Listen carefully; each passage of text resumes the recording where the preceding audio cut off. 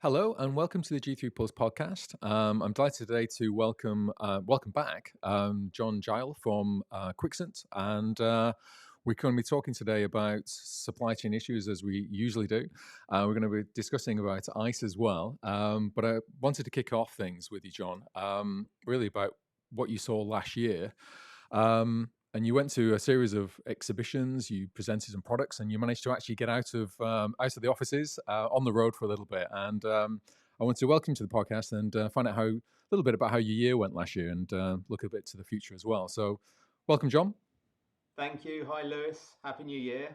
Happy New Year to you too. It seems like another year where we're back in the similar situations we were in 2021. But yeah, we did manage to get out on the road last year. I'm pleased to say. So we did G2E.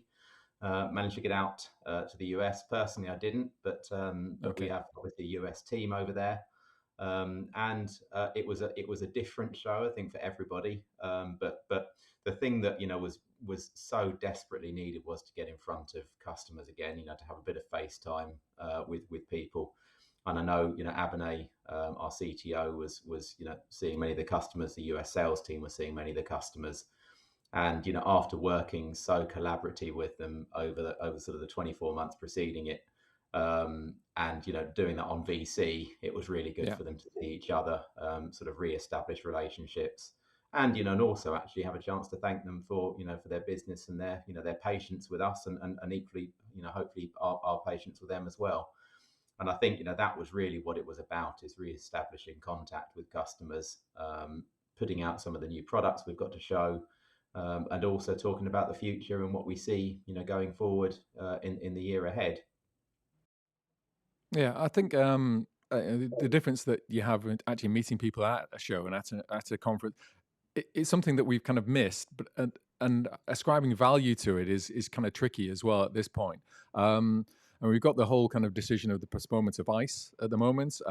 It's kind of the number one topic that most people seem to be talking about, or at least asking me about. And I just wondered what's been the impact on Quixant of that announcement, both upon obviously your products and plans that you would know normally be actually presenting and showing around January, February for the previews and things. So we just on the product side, we haven't changed any of our plans. So we've continued sort of full steam ahead, even when it became evident that ICE wasn't going to happen in February.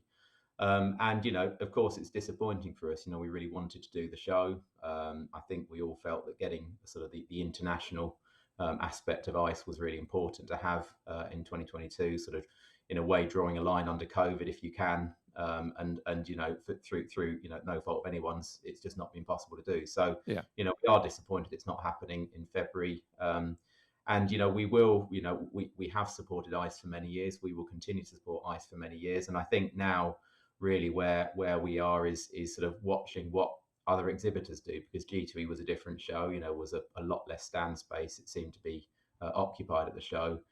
We need to make sure that we can see the return from doing ICE, and we will get in front of a reasonable number of customers to do ICE. Okay. But as I said, we're committed to the show in the longer term. We believe it's an important show for the business in the longer term, for that sort of international market access. And it is it's a difficult time of year in April. I know there's been talk about that, but provided there's enough attendance at the show, we'll be there in our full glory. And as I said, on the product side of things, we will continue to have our product roadmap being delivered as per the usual, whether or not it's at ICE. So we're intending to do the show provided there's enough other attendance at it. Okay. So there's kind of a tipping point for that in terms of kind of going full tilt into supporting the exhibition this time. Yeah, we are. I mean, so I think our view is we either do it or we don't. So we will do the show. We will have our stand with the latest and greatest products, with all of the sort of the functionality that our stand normally offers. The only reason we won't is, of course, if either the show is cancelled or there is a significant drop off in terms of attendance at the show from other customers. Okay. One of the things that COVID's changed, one of many things that COVID's changed, but significantly, is the kind of traditional rollout of new products. and the long tail of those products as well, in terms of the marketplace. I just wonder, does that hold true for Quixent? And what can you tell us a little bit about your product lineup for 2022? Yep, so we've got several new launches this year. We've got some new cabinet products, I'm pleased to say, coming out, which is bringing all of the best of breed of Quixent's computer technology, display technology into a turnkey cabinet solution, which means Okay, that customers that want to focus more on just the game content creation and want us to help a bit more on the supply chain side can do so. So there'll be some new offerings on that coming out of the ice. okay, We've also got several new computer board products coming out this year.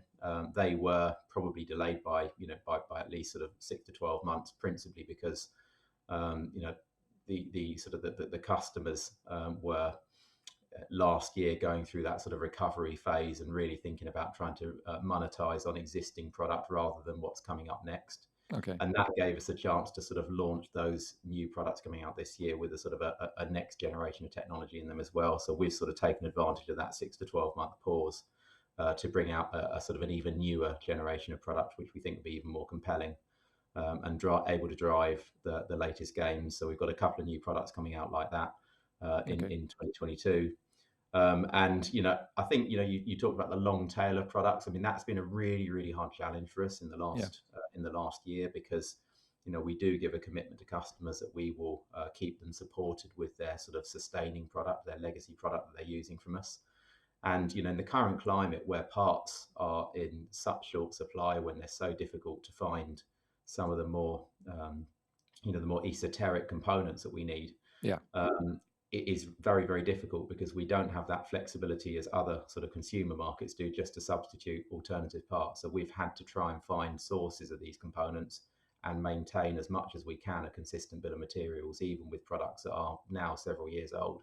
So yeah, it's been a really tough period, and make no mistake, hardware is not the easiest of places to be right now for any technology business. But we feel like we've done a pretty decent job of it.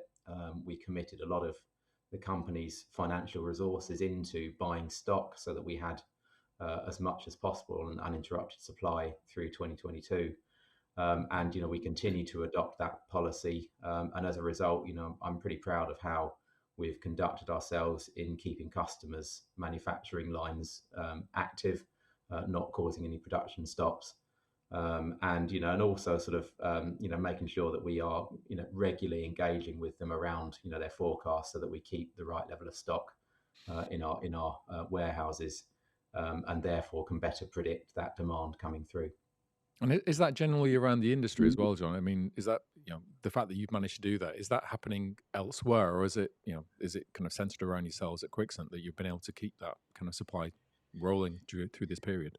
Yeah, I don't know, explicitly, Lewis. I think Oh, that, I think one of the benefits we have is probably that we have, a very focused business on gaming, yeah, and therefore relatively few product lines that we supply, and therefore, although we do have these sustaining products, we are trying to launch new products. It's easier for us to manage our supply chain and make sure customers are supported with those products. And we have also really, I said that we'd paused product development for sort of 6 to 12 months. Actually, a big reason behind that is we decided that the right action to take was to use all of our product resources to make sure that the product modifications were done early so that we could continue supply, to existing customers. okay, So, I think it's really about the focus that we have on the gaming sector and our appreciation of the challenges that faces that sector, where you've got such a heavily regulated environment where you can't be substituting parts, where um, you know the customers only make money when they're starting putting out new games onto the yeah, floor. So we have to be making sure we're not the barrier behind them supplying. okay, And so I think, as I said, I'm proud of how the team's done. It has been a really international effort to achieve that. I'm also really proud of how the partnership with our customers has been, because I think they've been very supportive of us, and yeah, hopefully we of them. And we've had some really healthy dialogue in going through that year. So I think for the last 2 years, 2020 was a year where obviously everybody was wondering what the demand was going to be in the future. 2021, that demand came back, but the supply was a risk. But in both of those years, I feel very proud of how the customer relationships have evolved, and I think we're in a good position going forward in 22. Well, this is our third or fourth podcast now. You mentioned that in 2020 it was a year of survival mode, and that 2021 was a resumption of the buying cycle, but you had supply disruption. I was wondering how would future kind of gazing a little bit. Would you think should be the description for 2022? I feel really optimistic about demand continuing to be strong. I think that generally speaking, players want to get out and about. I think they want to get Yeah. back into venues. I think the casino offering is very compelling, and that one of the wonderful things about this industry is, despite being given some pretty big death blows in 2020, it's rebounded, and there's been innovation, across the board. Mm. I think that's a really coming out fighting is a great way for it to have been. And so, I feel that demand will continue to drive, COVID restrictions aside, through 2022. I think the supply side of things is continuing to be a difficulty. And, when I talk to the semi-conductor manufacturers, they're still saying, we're likely to be in this current climate, until at least the second half of this year. Okay. So I think, we are going to have some turbulent waters over the next 6 months at least, on the supply side. But a bit like we've got used to living with COVID as a population, I think we've got used to living with the shortages a bit. And so whereas this time last year we were rushing to try and get as much as we could into stock and trying to allocate company cash towards it, I think now it's a bit more of a well-oiled process, and we'll be able to more rationally approach the problems as we see them. Okay, so a rational mode for this year.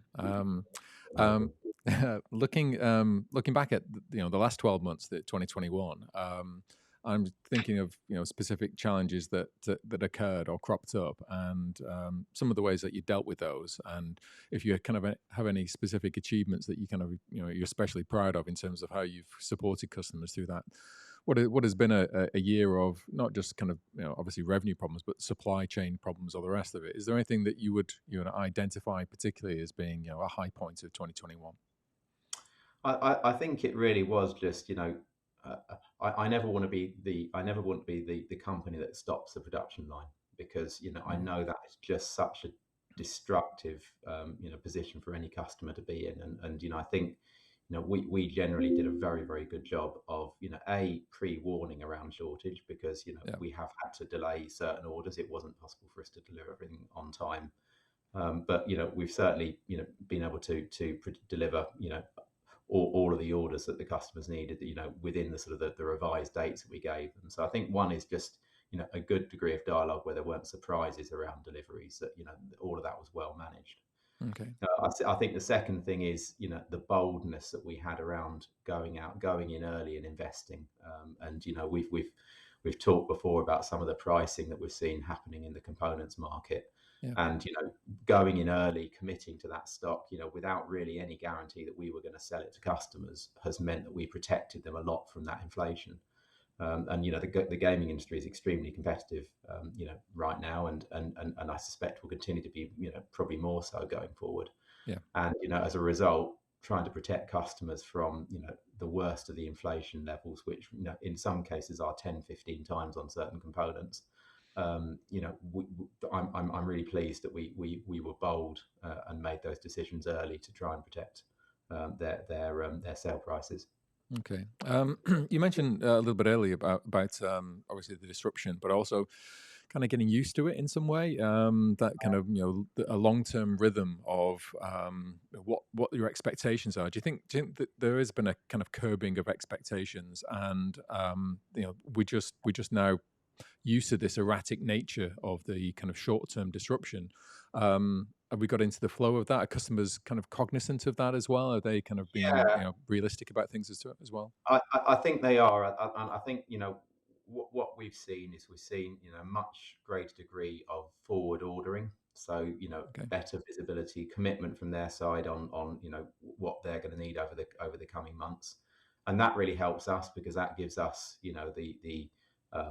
sort of the hard visibility of what we need to buy, whereas what we had for most of 2021 was really a lot of our own guesswork on what we needed to buy based on sort of existing demand, and Okay. that was sort of skewed because 2020 normal demand wasn't what we were seeing. So I think one is customers are certainly sort of adopted a more sort of pragmatic view on how much they've got to commit going out. Okay. And I think we've also got into the sort of swing of the regular type updates on deliveries, and what the sort of the notice period is on when we now know we've got confirmed dates from the suppliers that we use on when we can get back to customers with the delivery date for their orders. So Okay. so I think we have got into a bit more of a norm now. It does feel like that. It feels like the pressure's not off as such, but it's more manageable pressure than it was Okay. through some of the last year. I mean, the running theme of our podcast has been talking about supply chain issues. That's been all the way through from 2020. But it does feel like like COVID, like the headache that won't go away. Do you think we'll get any relief? You mentioned for the 6 months. I mean, I spoke to suppliers yesterday who were actually, I don't know if they're being pessimistic by saying 18 months. I mean, is there a point at which this pipeline opens up? Is it about the fact that the chips aren't being produced in the same volume, or the backlog is so kind of clogged up, or the distribution of them is tricky? What are we going to see a point at which things normalize back to 2019 levels, or is this going to be something that's with us for an extremely long time, but we kind of manage it because our expectations are lower? So I'm an optimist, first of all. So I do believe there's a reversion to normality, and the shortages we're seeing now, we've seen similar shortages in the semiconductors market, but in much more isolated pockets. So there's been Okay. years where, for example, flash memory was short, or DRAM was short, or where there was 1 year where hard disks were short, and there's often a Yeah. sort of a key factor behind that. It might have been in 1 year there'd been a fire at a factory, and that had sort of diminished the capacity for production.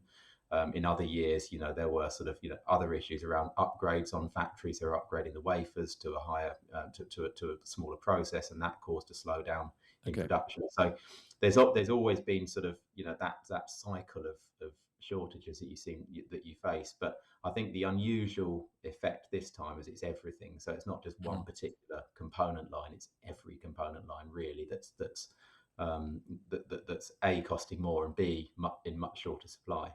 Right. In terms of why, there's a myriad of factors that drive it. One is that people have been buying more things, Okay. and I guess taking a very sort of macroeconomic view, people haven't been doing things and they haven't been going places. They've been buying things to put in their house, Yeah. and that's one thing. So there's certainly a demand side of things where people have been buying more equipment, buying new Okay. TVs, buying new fridges, all that kind of stuff uses up more chips. Yeah. Some of the things that they've been buying, like some of the new electric cars, some of the new sort of more smart devices use more chips anyway, Okay. because they have more electronics in them, and that's another problem. There's also been, disruption through the capacity of production because, in 2020 we had COVID, we had factory closures. That meant that there was sort of production stop for periods of time, and that meant that coming out of that, you sort of had the triple whammy, which is people now started to buy more stuff. There being less chips available, the stuff that they are buying needing more chips, and sort of all of those things combined into what has been an extremely acute shortage in the semiconductor market. All right. Which, yeah, okay.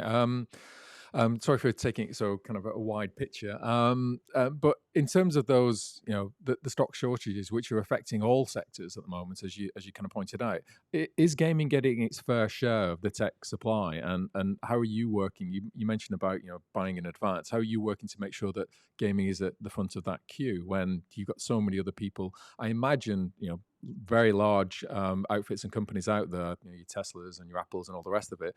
How do you get to the front of the queue? So is gaming getting its fair share? I think that probably not, if we're honest. Okay. So I think consumer companies, people that make laptops, they buy chips by the million, and that's just a much more attractive piece of business for some of the semiconductor vendors to do than to supply industrial markets with thousands or tens of thousands. So is Yeah. it getting its fair share? Probably not. In fact, Okay. that's probably across the whole embedded marketplace. It is the one that's getting the most limited supply of components. Okay. Gaming's even more challenged because of its regulated environment. The fact that you can't substitute parts, that makes it a more difficult job. Okay. How are we making sure that we do the best we can in those circumstances with the sort of the broader macro themes? One is bravery. You buy what you can when you can, and you put price as a secondary consideration, because actually availability and supply, in our view, is more important than the price side of things. And we announced our trading update last week, and in that, we'd signaled that we took a hit on margin through 2021, and that is because we've been buying what we can buy when we can buy it in the Okay. spot market. So so I think that really bravery is the only answer. You've got to be prepared to put your money where your mouth is. You've got to be prepared to do it on less favourable commercial terms, because that's how you get allocation when otherwise you wouldn't. Okay. Yeah. I was wondering how that's affecting the actual product itself. I mean, we're seeing cars shipped without certain features. We're seeing if you want to buy a laptop or buy a phone at the moment, you've been told, well, you can have this one, but it's this size and you have to buy this hard drive side. I saw the CES show launching all these kind of new products, and I'm kind of sat there thinking, are any of these actually going to be available to buy at any point? And I just want, does that change the actual, what type of board they're buying because of the availability? Has that kind of changed things around in terms of what's actually out in the marketplace, instead of being the newest that's available? It's you're actually going to have to take this product, and it may have been early 2021 because we have supply. Has that changed that kind of buying cycle? I wouldn't have said particularly. So the first thing is, we clearly can't do any of the sort of the cut down versions of product and then upgrade it later, because that's just not, you're putting a machine onto a floor. It's got to be fully featured on day one. You can't sort of have it Okay. with no sound and then you turn the sound on later on. That just doesn't work in gaming. Right. So the first thing is the products we're supplying are fully featured. Okay. I think it is fair to say that the period has caused some, product migration. So customers may, and it's probably actually the other way around to how you described it. So customers go from an older product to a newer product perhaps sooner than they would originally have anticipated, because Right. usually the older product is where you've got some of the older components, and they're the ones that are the hardest to come by right now. Okay. So what we've generally tried to do is, where there are parts which simply are unavailable, they're end of life, or they've been, they're on, extended lead times, 50+ week lead times. We've tried to respin products with as fewer changes as possible, so we can continue to supply essentially a very, very similar product, and then the customer can assess the changes and then can make the necessary regulatory submissions to ensure they're compliant with their machines. Okay. And occasionally they'll say, actually, we were planning on upgrading anyway next year. We'll probably do that a bit sooner. But I don't think it's radically changed. That it may have accelerated that upgrade cycle a bit, but it's not been something that's radically changed it.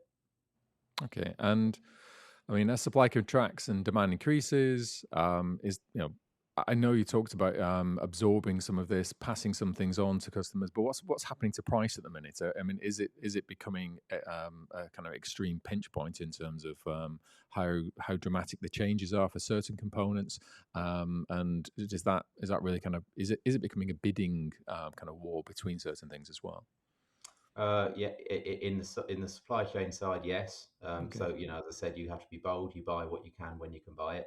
And if you delay, if you wait 24 hours, 48 hours, and then go back to the table, it might be a lot more expensive. Okay. An example being, I've heard of parts where somebody's quoted at $30 and then it's $60 by the time they actually get to the table to buy it, All right. because they leave for 2 days. So that there's a lot of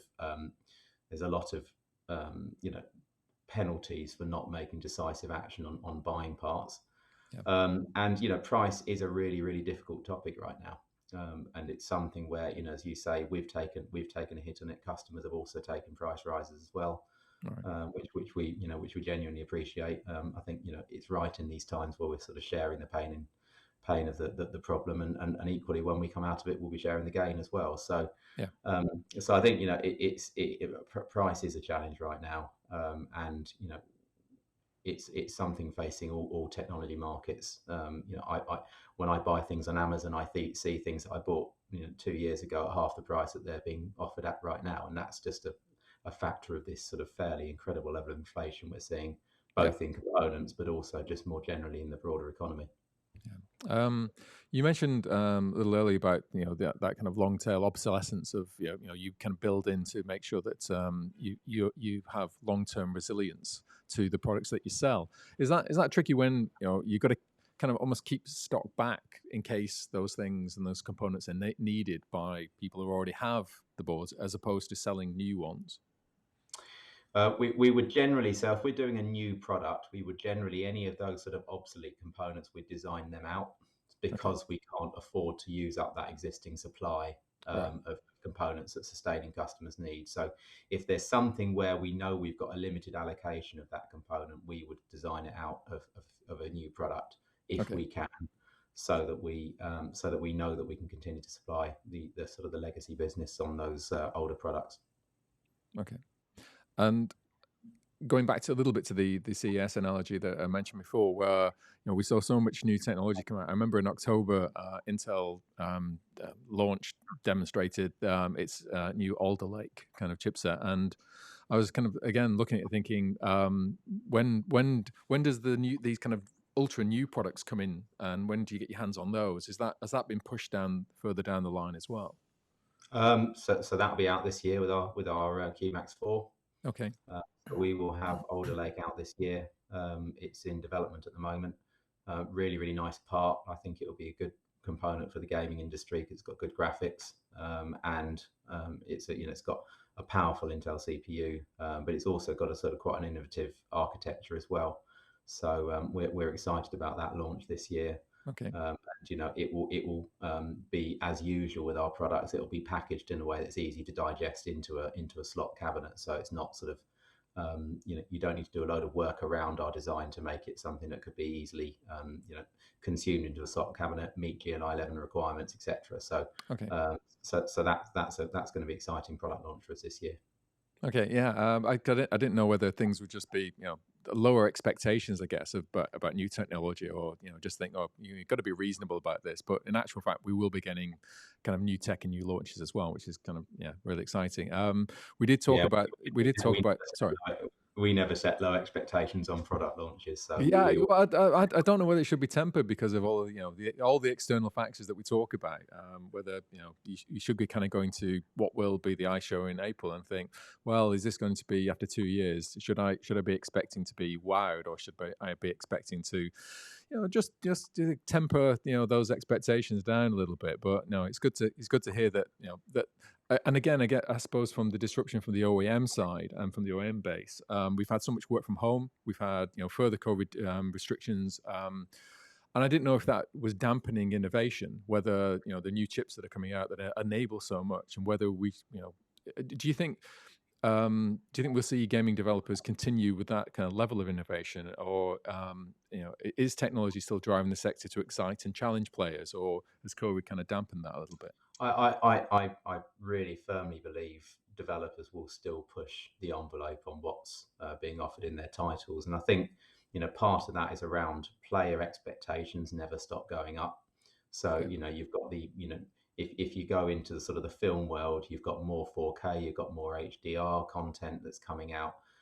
That sort of that desire for ever higher resolution Yeah. graphics from the film world pushes into the casino world, because when you play a game now, if it looks pixelated, if the frame rate's not high and it's blocky, nobody wants to play it. Yeah.